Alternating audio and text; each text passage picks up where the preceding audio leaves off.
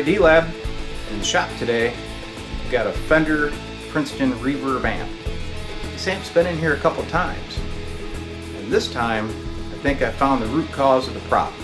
The complaint is when the guy plays it real hard, like a heavy note, you'll hear a slight bit of distortion, kind of a little snap, then it goes away. And then you could play for hours and it won't do it. So what we did is we disconnected the internal speaker, connected an external speaker, and the amp wouldn't do it at all. When we connected back to the internal speaker, the problem returned. So we thought, maybe a bad speaker. So we changed the speaker out. Guess what? Same problem.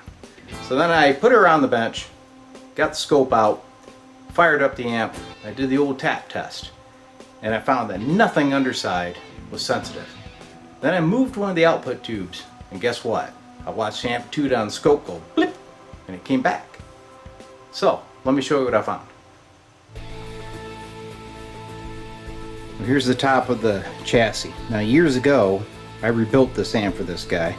Put this nice Mercury Magnetics output transformer, new power transformer, filter cap, etc. But what we also found out is that all these 9-pin sockets for the preamp tubes were wore out.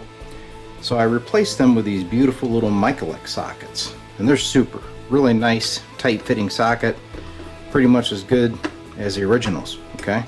But what I didn't change were the output tube sockets. So when I was playing around and moving things, I found that these tubes would go in really easy. I thought, they shouldn't be going in that easy, right? So if you look down inside of the little tube socket holes here, you'll see the contacts. Well, I got inspecting these and I found that several of them were spread out.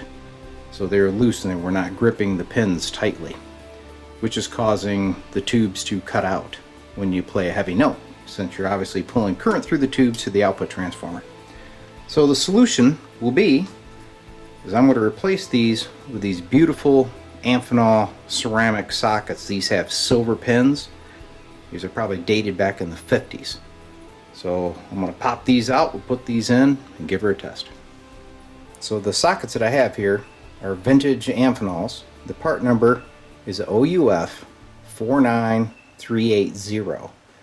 I believe a friend of mine bought these on eBay years ago. As you can see, they've never been used.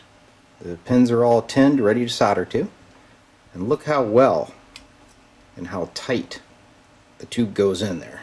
I mean, it takes some force, okay?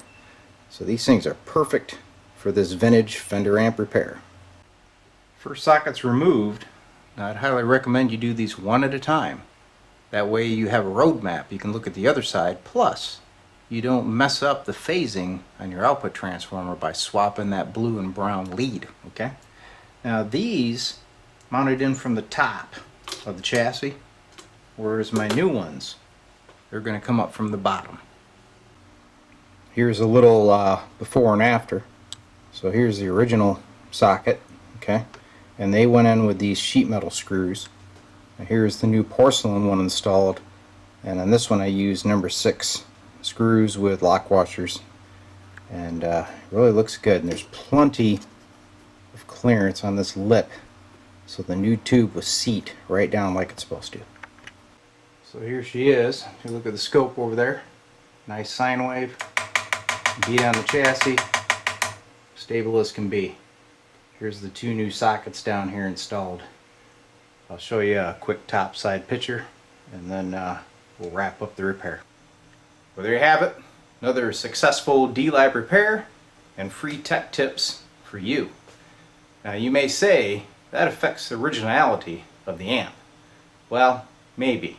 But it also has a new power and output transformer plus a new turret board inside with all new caps. So what is original? Anyway, I hope you liked the video and I hope this helps you out if you run across the same problem.